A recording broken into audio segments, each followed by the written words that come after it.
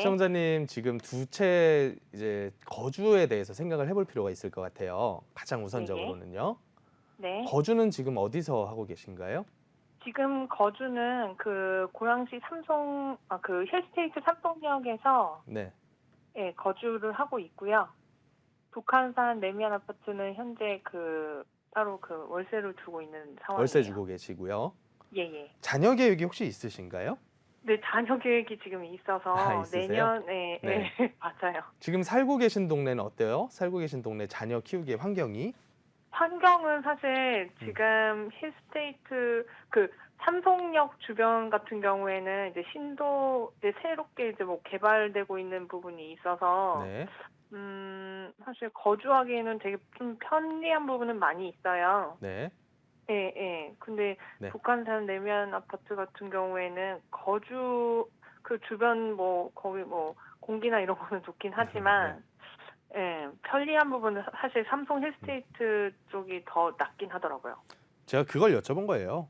사실 네네. 우리가 지금 저한테 여쭤보시는 거는 경제적인 네. 판단에 대한 도움을 요청을 하신 건데 예. 가장 본질로 저는 거주를 어디 하는 게 가장 좋을까부터 따져보는 게 맞지 않을까 싶거든요. 네네. 그럼 두 개에 대해서 장단점을 한번 보자고요. 예. 삼성동에 있는 거는 오피스텔입니다. 네.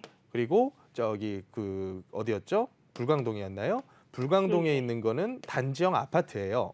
예예. 근데 이제 자녀를 키울 계획이 없으신 분들 같은 경우에는 네. 일반적으로 주상복합 오피스텔 그냥 두 분 사실 거면 그냥 네. 살아도 굉장히 편리하고 좋거든요. 예예. 근데 이게 자녀가 생겨버리게 되면서 얘기가 조금은 달라질 거예요. 맞아요. 아무래도 자녀 키우는 환경은 단지형으로 아파트로 적어도 한 3, 400세대급은 이상으로 형성돼 있는 데가 훨씬 더 키우기에 편리성이 높을 거거든요. 예. 다만 이제 지역적으로 보면 이건 제가 지금 살펴본 거는 이 물건의 건축적인 특성에 대해서 살펴봤으면 네. 지역적인 특성으로는 당연히 신도시가 우선적이죠. 주변 예예. 환경도 깨끗할 거고요. 또 육아시설 예. 관련된 뭐 이런 부분도 훨씬 더 잘 갖춰져 있을 거고요. 계획적으로 네. 지어진 신도시이기 때문에 그러면 네네. 우리가 이제 장단점이 있다라고 보는 거예요. 건축적인 네. 면에서는 아파트, 지역적인 면에서는 신도시. 그렇다면 네. 두 개 중에서 어느 쪽에다가 더 손을 들어드리고 싶냐면 저 같은 경우라면 단지형 네. 아파트 쪽이 조금 더 우세하다라고 손을 들어드리고 싶어요. 이게 아. 왜 그러냐면 네. 결과물이 이미 그렇게 나와 있기 때문에 그래요. 지금 보시면 음. 아무리 입지적으로 좋고 연식도 짧고 이런 지역들의 오피스텔 및 주상복합이라고 하더라도 네. 같은 동네에 있는 아파트의 같은 평형대랑 비교하면 가격이 어때요? 조금 저평가돼 있긴. 아니에요. 그걸 가지고 저평가라고 얘기하면 안 돼요. 그냥 싸다라고 네. 얘기하는 거예요. 아, 네. 싼 네네네. 거예요, 그거는. 예예. 왜? 맞아요. 아파트의 편리성이 더 좋으니까 같은 지역이라면. 네. 네네. 그러면 이거는 누가 보더라도 아파트가 더 자녀 키우기에는 우세하면서 앞으로의 네. 가격적인 부분 역시도 어쩔 수 없이 지역이 네. 같다라고 하면 우세할 수밖에 없다라고 판단을 하는 거거든요. 예예. 그래서 저는 만약에 이제 자녀에 대한 계획이 있다라고 하시니까 네. 그런 상황이시라면 그냥 불광 쪽으로 선택을 하시는 게 낫지 않을까라고 제 개인적으로는 생각을 좀 해봐요. 여기가 첫 아. 번째고 그럼 네. 만약에 이제 불광동을 선택을 하셨어요. 예. 그러면 삼성에 있는 오피스텔은 어떻게 할 거냐? 이런 점이 남을 거잖아요. 그렇죠. 그러면 저는 한 채 정도는 지금 상태에선 정리하는 게 맞다라고 봐요. 세금을 안 낼 아. 수 있을 땐 정리를 해야 돼요. 아무리 못해도. 아. 그러면 예. 우리에겐 시간이 얼마가 남냐면 신고 후부터 5년 정도의 시간이 남습니다. 그렇게 아. 되겠죠? 네. 그러면 그 5년 기간 내에서는 언제 팔 거냐? 이 문제가 또 남을 거 아닙니까? 네. 5년이 그렇죠. 상당히 긴 시간이란 말이에요. 어떻게 보면. 예. 그러면 지금 여건으로 봐서는 단기 6개월, 1년까지는 지금의 가격대가 버틸 수 있다라고 봐요. 혹은 조금 예. 더 올라갈 수도 있다라고 봐요. 예. 근데 그 이후의 시간이 됐을 때는 몇 년 동안은 지금 가격을 유지하기는 힘들 거라고 저는 봐요. 아. 그런 판단을 우리가 내릴 때는 지금 만약에 내가 정리를 하더라도 지금 예. 거래하기 상당히 까다로워진 시기다라는 걸 인지를 하셔야 됩니다. 네네.